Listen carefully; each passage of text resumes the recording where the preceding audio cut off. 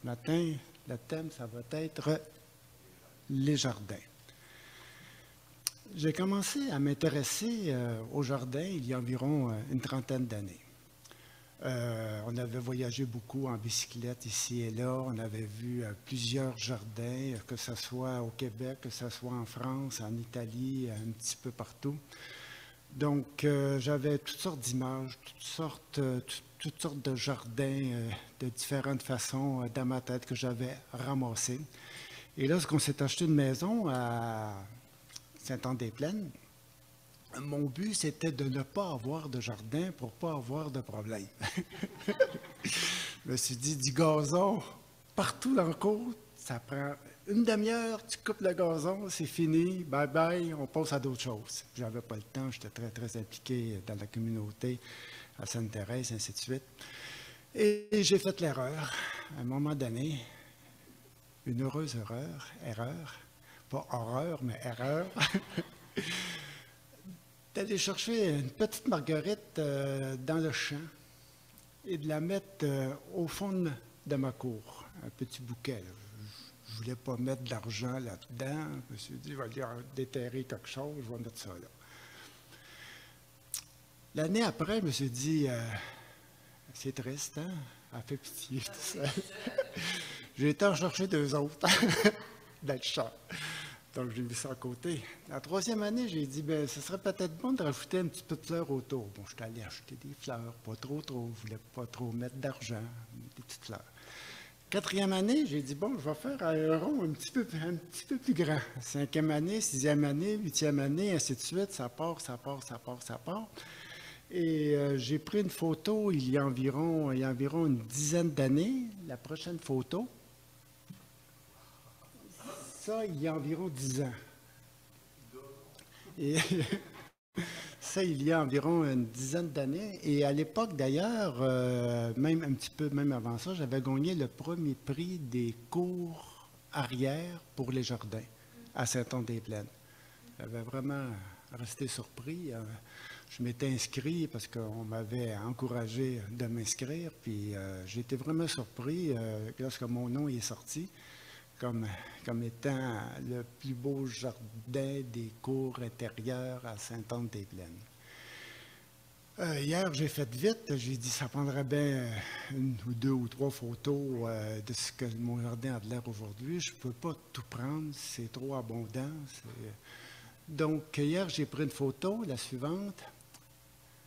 Ça en est une photo de mon jardin. Je pense qu'il y en avait un autre avant, non? Ou c'est peut-être l'autre qui va suivre. Donc, c'est ça. Ça, c'est ma terrasse en arrière. La prochaine? Ah, je suis comme surpris. Tu es supposé en avoir un autre avant. En tout cas, c'est beau. Et ça, c'est sur mon petit balcon en arrière. Je descends des marches. J'ai un autre abri qui est là. Et est-ce qu'il y a une autre photo après ça? Ah, et puis c'est l'endroit où on reçoit les amis. Ça, c'est ma famille, ma sœur Denise, ma sœur Sylvie, qui sont décédées cette année, les deux.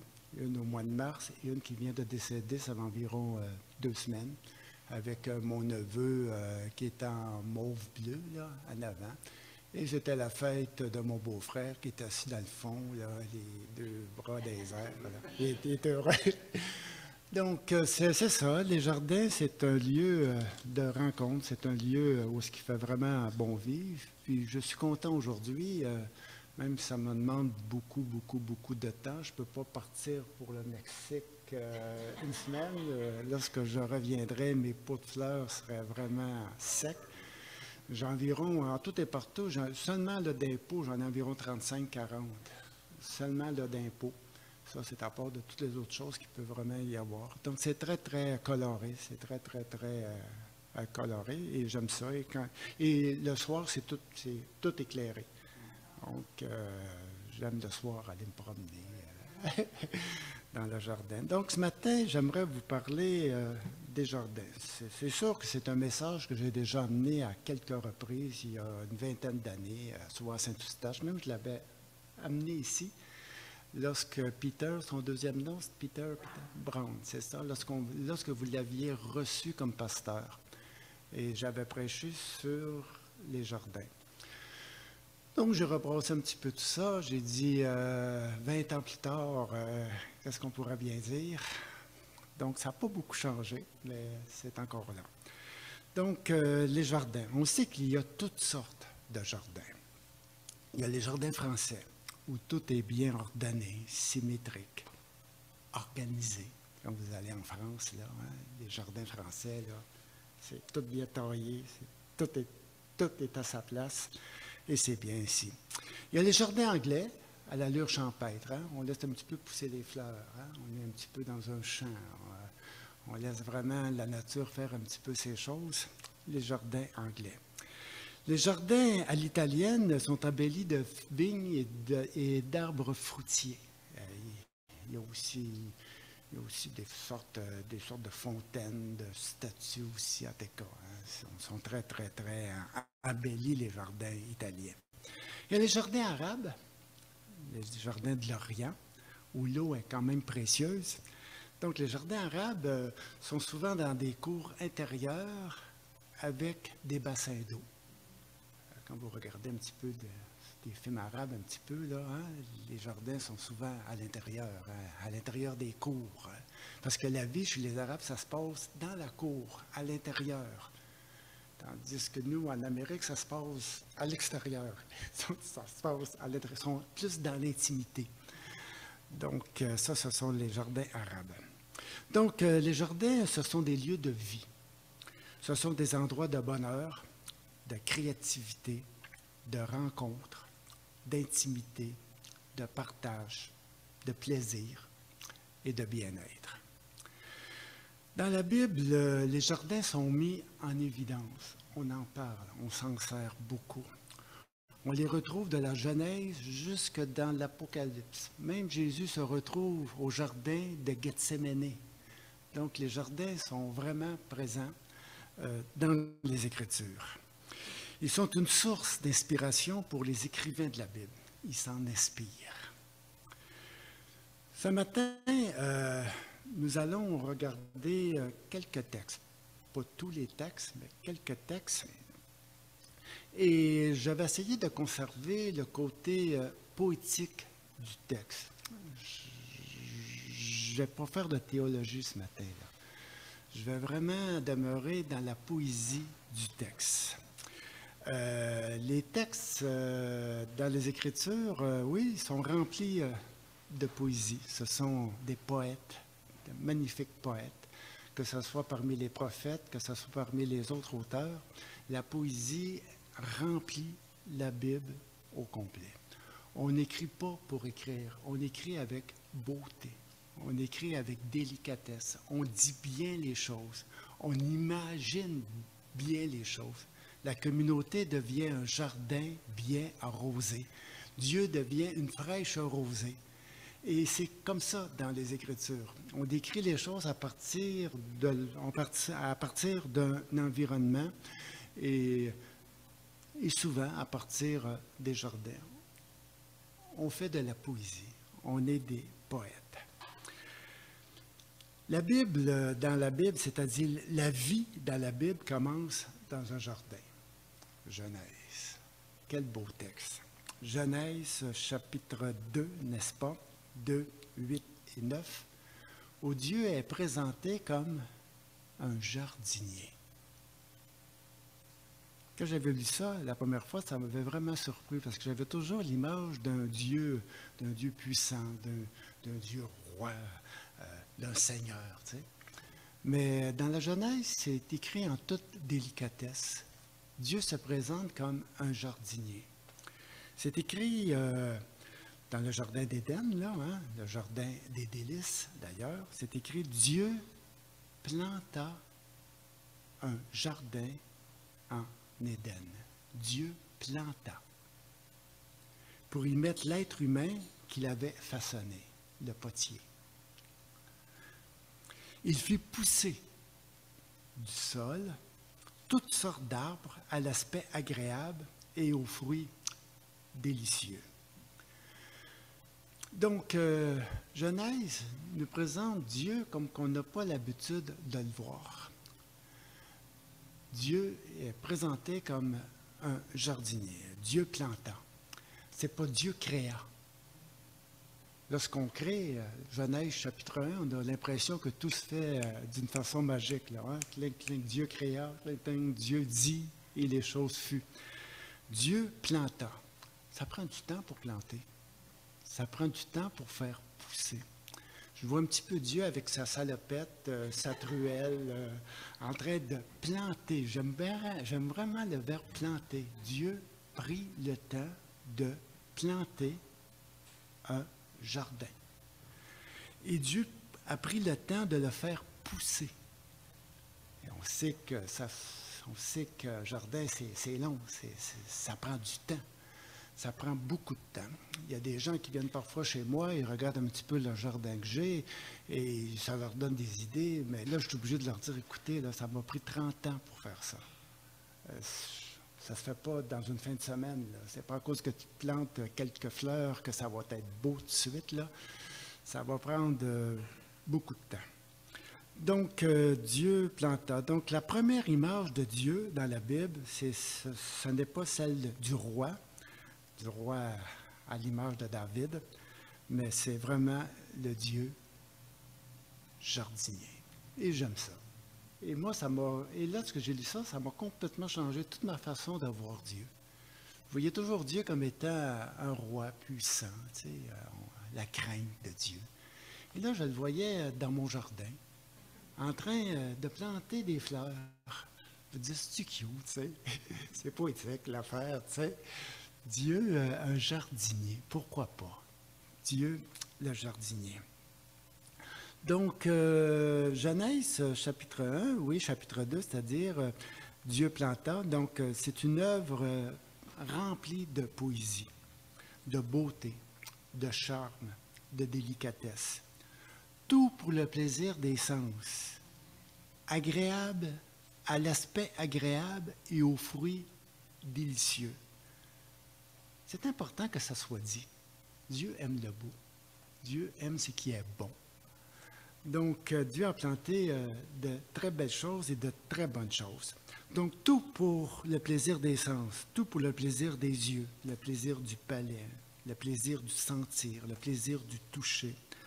Tout pour le plaisir et le bonheur de vivre. Ça fait du bien vivre dans un jardin. Moi, personnellement, j'aime mieux vivre dans un jardin que de vivre dans un bloc de ciment avec une rue en asphalte, puis où est-ce qu'il n'y a pas grand vie. Hein? Donc, Dieu a pris la peine de mettre l'homme dans un jardin et non dans un désert. Dans un jardin avec toutes sortes d'arbres à l'aspect agréable et aux fruits délicieux. Dieu a pris le temps de préparer l'endroit où mettre l'homme, pour que l'homme soit heureux. Écoute, hein? Quel bel endroit que d'être dans un jardin. Dieu, c'est le Dieu de la vie, c'est le Dieu de la générosité, c'est le Dieu de la diversité, c'est le Dieu de la beauté, c'est le poète de la création. Les jardins sont des lieux de vie, de bonheur et de créativité. C'est écrit au verset 15 du chapitre 2, « Dieu établit l'être humain dans le jardin d'Éden pour le cultiver et le garder. » Quelque chose pour le cultiver et le garder. Comme je l'ai dit tantôt, Dieu plaça l'être humain dans un jardin, non dans un désert, dans une terre aride et sec, mais dans un environnement agréable, rempli de beauté et de délices, propice à la créativité, à son développement et à des rencontres. Dieu l'a établi dans un lieu de vie, parce que l'être humain, c'est un être vivant qui a besoin d'être dans un environnement vivant.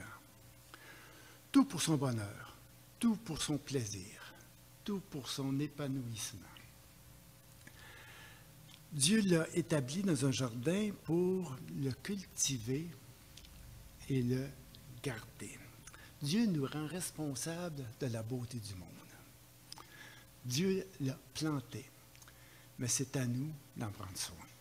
C'est à nous de prendre soin de notre environnement. Malheureusement, on vit dans un monde parfois où l'environnement est malmené, où on ressent de plus en plus que les hommes vraiment profitent plus de leur environnement qu'ils sont capables d'en prendre soin. Et on en subit les conséquences aussi. Mais c'est beau lorsque Dieu dit qu'il plaça l'être humain dans un jardin, dans le jardin d'Éden, pour en prendre soin, pour le cultiver et le garder. On va changer d'image parce que là, vous regardez l'image. Bon, on va revenir à celle-là. Ah, c'est beau, hein? Très, très beau jardin. Donc, ça va être agréable à regarder. Donc, Dieu fait de nous des partenaires à part entière, des jardiniers pour prendre soin, pour protéger, pour mettre en valeur son œuvre. La terre est un jardin qui doit être protégé. Malheureusement, aujourd'hui, comme je le dis tantôt, la terre, elle est en danger, en détérioration. On exploite plus qu'on en prend soin. J'aime ça. Dieu nous a placés pour en prendre soin, cultiver et garder l'œuvre de Dieu. C'est notre responsabilité, c'est la responsabilité de tous les êtres humains de prendre soin de ce jardin, de ce beau jardin qui se trouve aujourd'hui être la terre dans laquelle on est.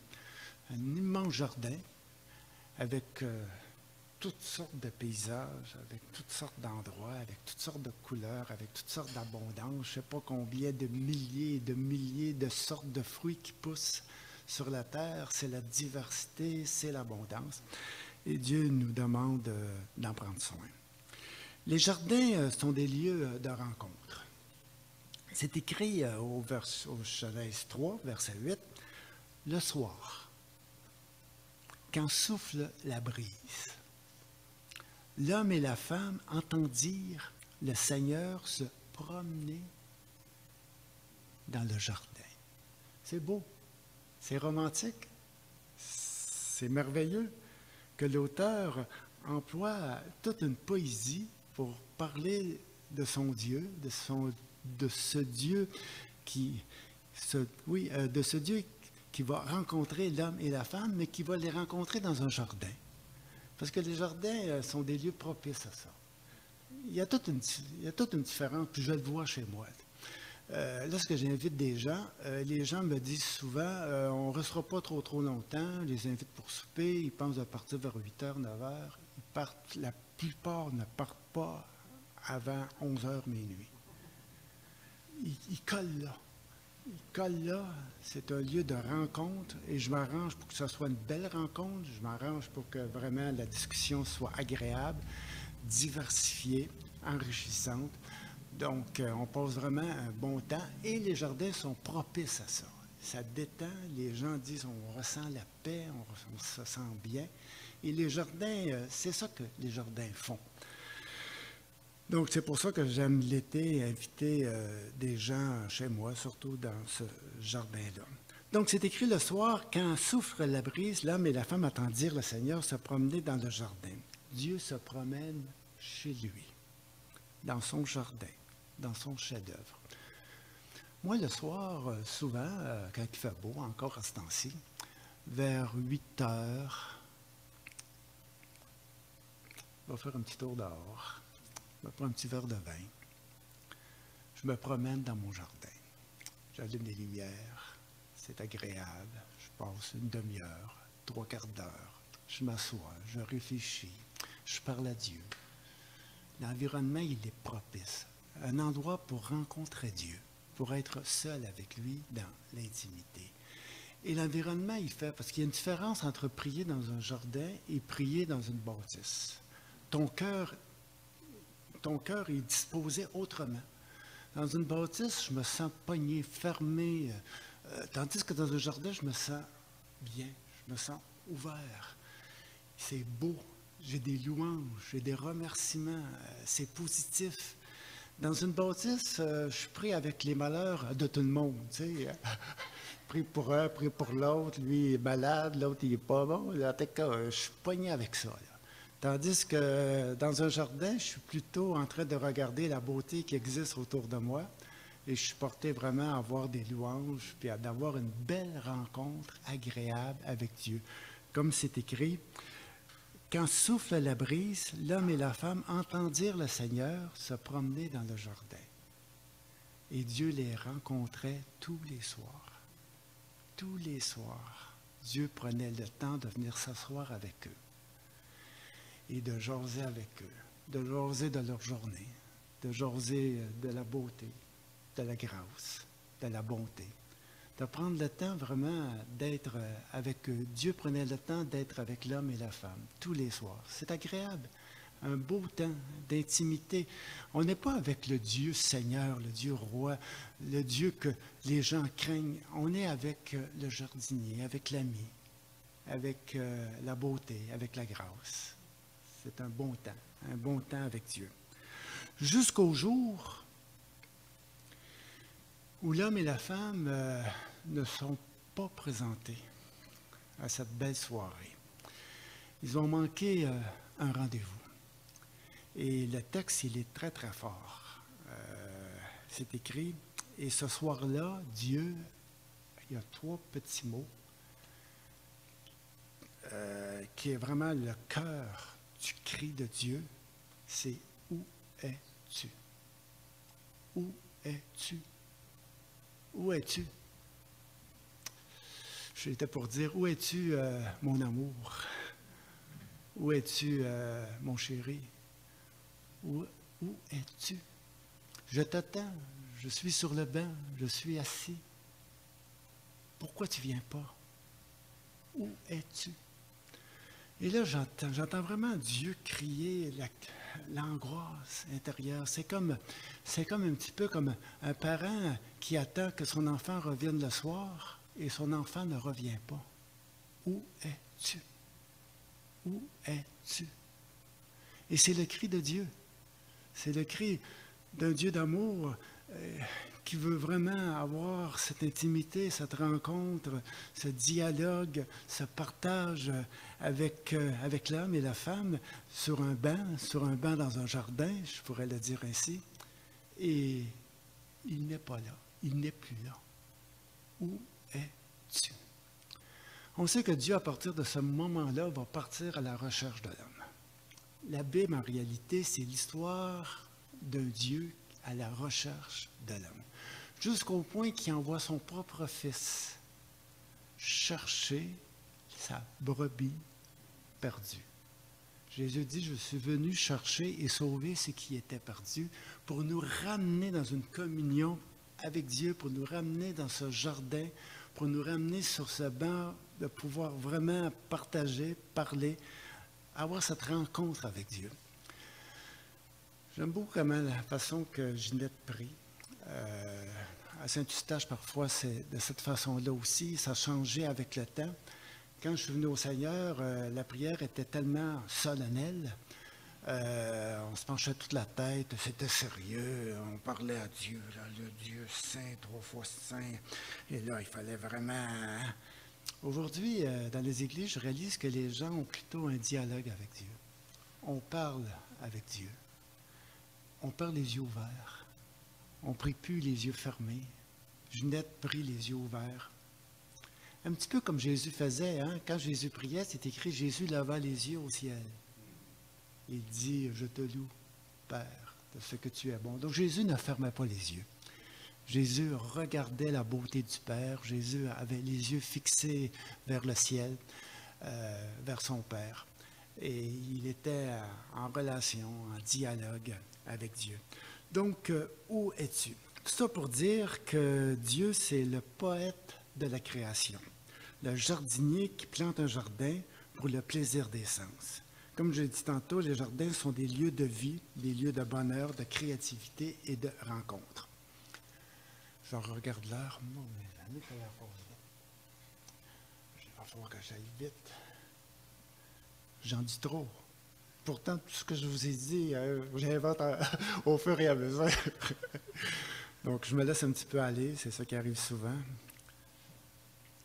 Donc, j'aimerais dire que les jardins sont des lieux d'amour, Connaissez le livre Le Cantique des Cantiques? Quelle poésie! Tout se passe, ou presque tout, se passe dans un jardin. Dans un milieu où il y a des fleurs, des vignes, des pommiers, des parfums de toutes sortes.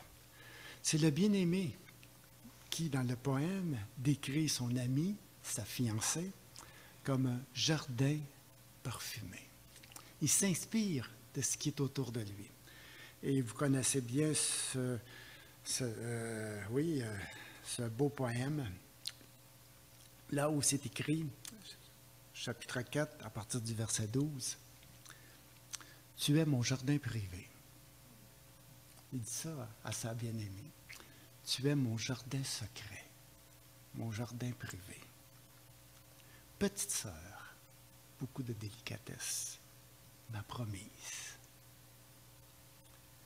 ma source personnelle, ma fontaine réservée.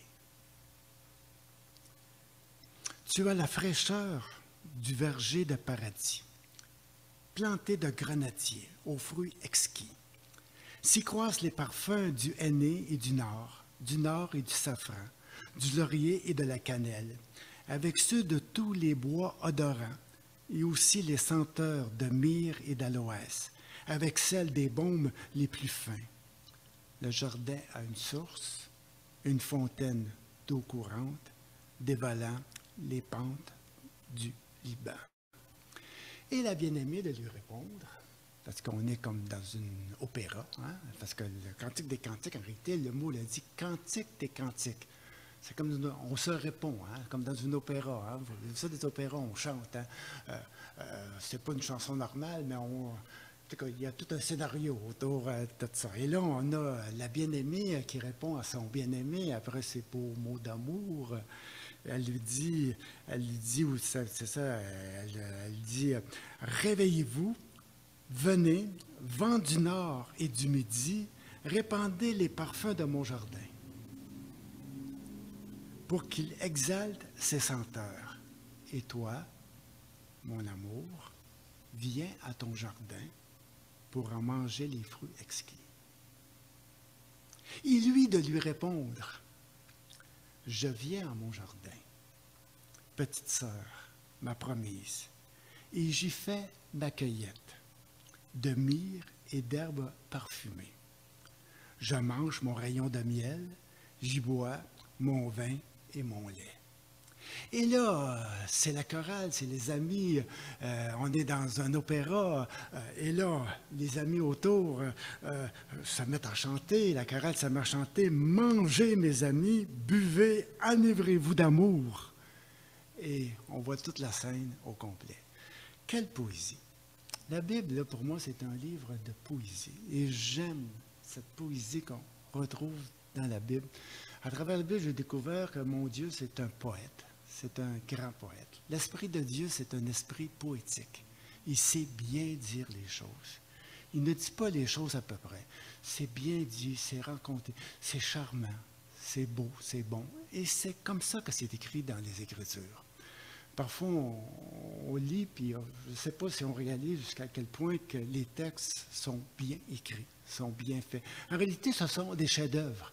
Parce qu'en réalité, les textes qu'on a gardés dans les Écritures, ce sont les plus beaux textes.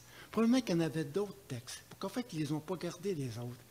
On va dire, bon, la Bible est inspirée, elle est inspirée par un poète, par un grand poète. Et on a conservé les plus beaux textes, on a conservé les plus beaux chants, on a conservé les plus beaux cantiques, on a conservé les plus beaux poèmes. On les a rassemblés, on les a mis dans un livre. C'est agréable à lire. Et c'est ce que la Bible est. Donc, oui, tout simplement pour dire, messieurs, essayez de voir vos femmes comme étant de magnifiques jardins. Prenez-en soin. Hein? Cultivez l'amour. Entretenez-le ou entretenez-le. Et puis elle va vraiment produire ses fruits, des fruits avec générosité. Donc, ça, c'est dans le Cantique des Cantiques. Ensuite, il y a les prophètes. Les prophètes, comme je l'ai dit tantôt, ce sont de grands poètes. Quand vous lisez Isaïe, Jérémie, c'est rempli de poésie. Lorsqu'on parle du malheur, on en parle bien. Job, quelle poésie! On parle de la souffrance. Et comment qu'on va décrire, comment parler de la souffrance? Et c'est tellement bien écrit. On a les bons mots, on a les bonnes images. Et c'est ça la Bible. Ce sont des poètes. On écrit, on choisit bien les mots. Et les poètes, vous connaissez Amos. Et Amos va décrire la communauté comme étant un jardin bien arrosé. Au chapitre 14, c'est écrit, c'est Dieu qui parle à son peuple. Il lui dit, « Je serai pour lui comme une rosée bienfaisante. Alors il fleurira comme un lys. Il s'enracinera comme les arbres du Liban. Il deviendra florissant, beau comme un olivier. Il répandra le parfum des forêts du Liban. » C'est beau, c'est bien dit. Hein? Comment parler de l'Église?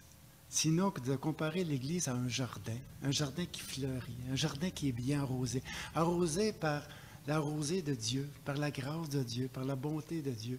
Et l'Église fleurit vraiment avec cette présence divine au milieu d'elle. L'Église, c'est un jardin, c'est le jardin de Dieu. Dieu aime s'y promener et Dieu aime nous rencontrer dans ce magnifique jardin qui se trouve être l'Église. C'est très poétique, les Écritures. On parle de la communauté comme étant un jardin. C'est merveilleux.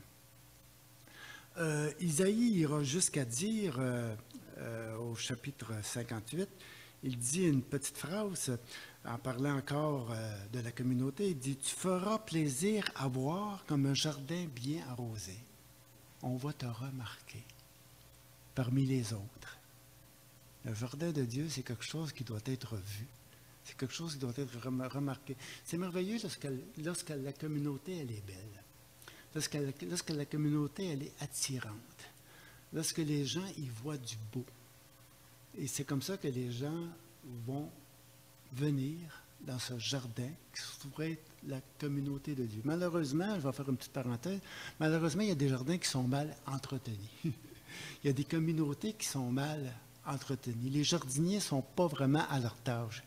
Il y a beaucoup de chiens dents, il y a beaucoup de mauvaises herbes, ça pousse, il y a de l'amertume, du mécontentement, de la critique, on n'est pas content. Le jardin, il n'est pas beau, là, tu sais, pas beau, puis c'est pas attirant non plus. Les gens fuient ces endroits-là.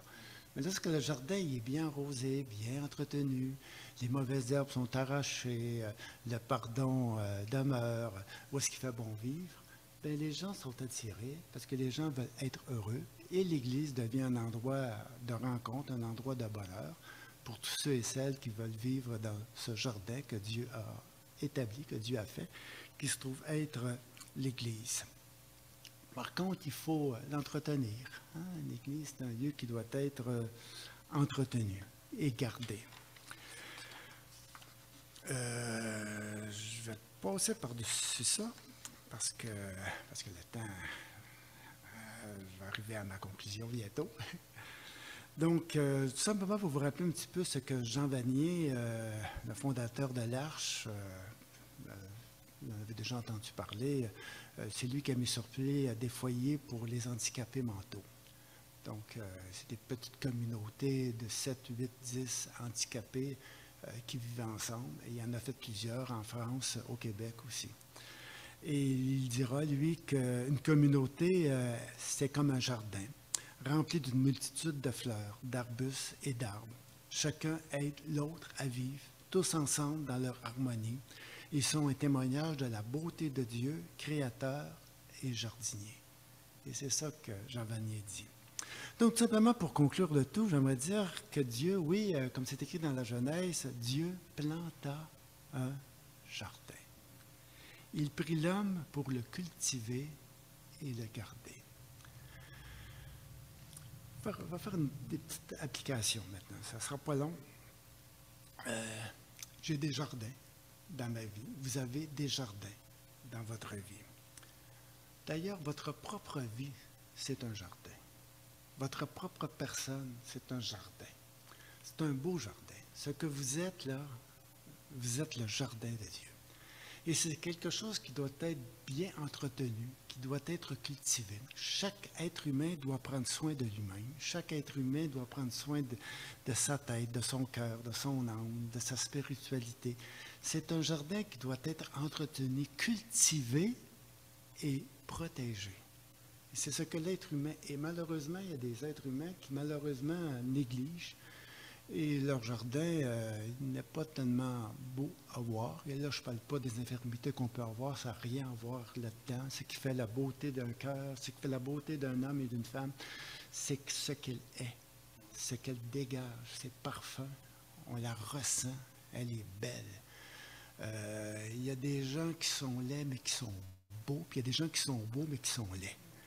Donc, c'est la personnalité, c'est toute la personne qui fait que vraiment, et ça, c'est quelque chose qu'on doit vraiment prendre soin.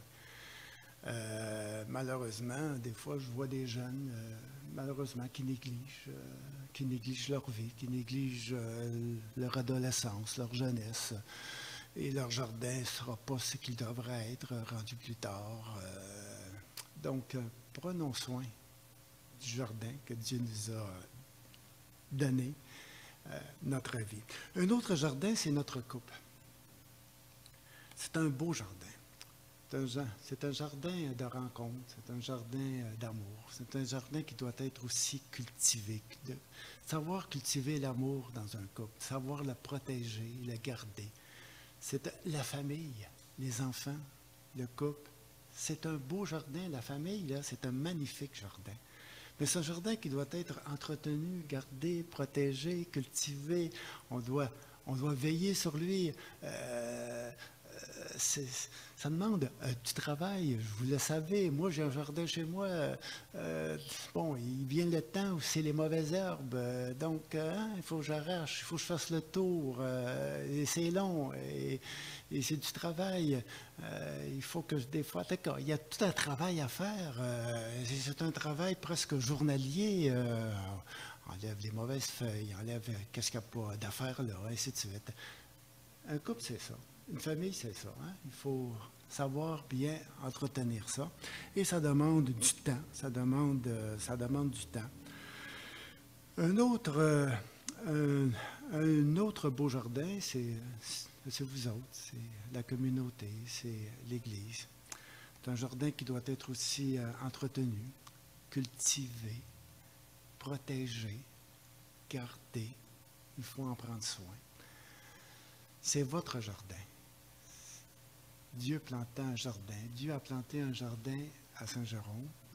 Il en a planté plusieurs. Mais vous êtes un de ces jardins que Dieu a planté. Et Dieu va tout faire. Il veut tout faire pour que ce jardin puisse fleurir. Pour qu'il soit beau à voir, beau à regarder. Et c'est ce que l'Église est. Donc, tout simplement pour dire que les jardins sont des lieux de vie, que ce soit ma propre personne, que ce soit mon couple, ma famille, que ce soit ma communauté. Les jardins sont des lieux de vie. Ce sont des endroits de bonheur, de créativité, de rencontre, d'intimité, de partage, de plaisir, de bien-être. Il faut vraiment en prendre soin, les cultiver et les protéger. Et Dieu sera sur nous comme une rosée bienfaisante, une rosée du matin. Une rosée qui va faire en sorte que nos jardins vont fleurir. Donc, je vous laisse avec ça. Les jardins. La Bible, là,